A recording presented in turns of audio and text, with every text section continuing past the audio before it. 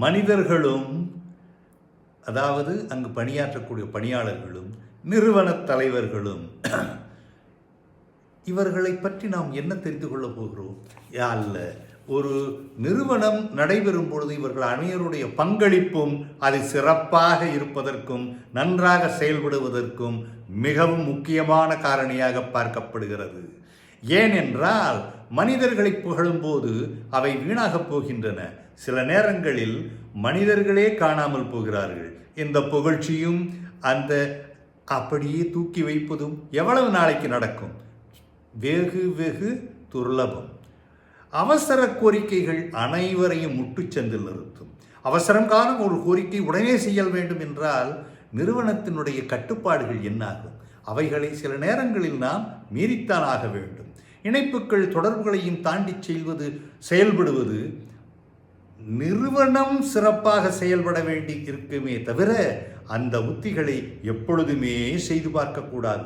எல்லோரும் மகிழ்ச்சியின் பிடிப்பில் இருப்பதை உறுதி செய்து எல்லோரும் மகிழ்ச்சியாக இருப்பதை நாமும் பார்த்து அந்த நிறுவனம் வளர்ச்சி அடைவதற்கு ஆவன செய்வது சிரமையான ஒரு குணாதிசயம்.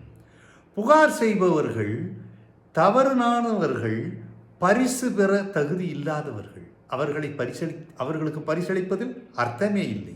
திறமையின் அடிப்படையில் பணி சிறக்க வேண்டும். மற்றவர்கள் புகழ்வது ஒத்து வராது, அது சரியும் படாது.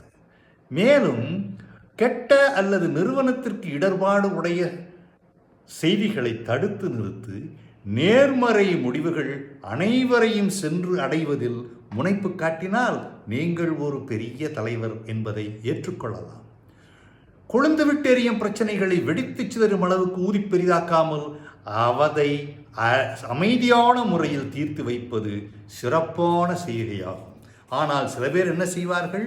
கொழுந்துவிட்டு எறிவதில் இன்னும் கொஞ்சம் எண்ணெயை ஊற்றி, நெய்யை ஊற்றி, எல்லாவற்றையும் ஊற்றி கொது என்று எடுத்து வைப்பார்கள். அது நமக்கு தேவையில்லை. அதாவது எதையுமே அளவுக்கு அதிகமாக ஊதி பெரிதாக்காமல் நல்ல முறையில் அவர்களை தீர்த்து வைப்பது நிறுவனத்திற்கு மிகவும் பயன் தரும். நேரத்திற்கு தகுந்ததைப் போல் எடுக்கும் முடிவுகள் நிறுவனத்தின் அடித்தளத்தையே ஆட்டம் கண்டுவிடும்.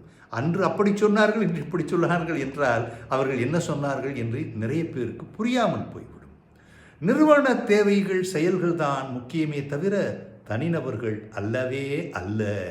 அனைத்து பணியாளர்களையும் மாறுபாடு இல்லாமல், வேறுபாடு இல்லாமல் ஒன்றாக இணைத்து அழைத்துச் செல்வது உங்கள் கைகளில் தான் இருக்கு.